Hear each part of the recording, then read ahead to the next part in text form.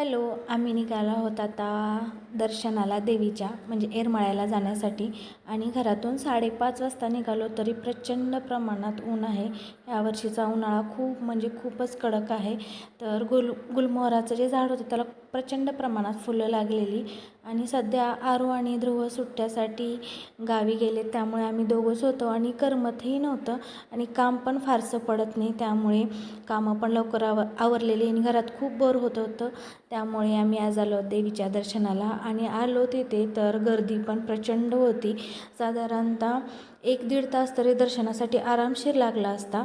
6:30 वाजून गेले होते आणि 7 वाजले तरी सूर्य आणखी मावळतच होता.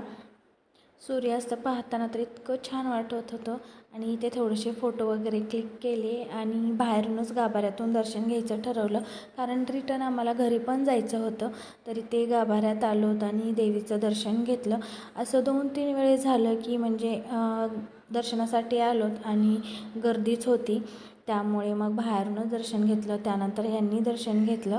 त्यानंतर आम्ही निघालो होतो आता परत जाण्यासाठी आणि जाताना त्या ताईंनी माझ्या गालाला हळद लावली. नवस असल्यानंतर पायऱ्यांना हळद लावतात, मग त्यांनी माझ्या गालाला पण लावली होती. मग ते पुसायची नसते थोडा वेळ तरी, म्हणून मी तशीच गालाला ठेवलेली. त्यानंतर आम्ही निघालो आता साधारणतः 6:15 वाजून गेले होते, म्हणजे 7:30च्या दरम्यान येरमाळ्यातून निघालो होतो. तरी पण एवढं म्हणजे असं वाटत नव्हतं की खूप अंधार पडला आहे. त्यानंतर यांना थंड पाणी प्यायचं होतं, पाणी पिण्यासाठी थांबलो. त्यानंतर यांनी थंड पाणी घेतलं आणि मला पण थोडं प्यायचं होतं, मग ते थोडंसं पाणी पिलं आणि त्यानंतर आता आम्ही निघालो घराकडे जाण्यासाठी.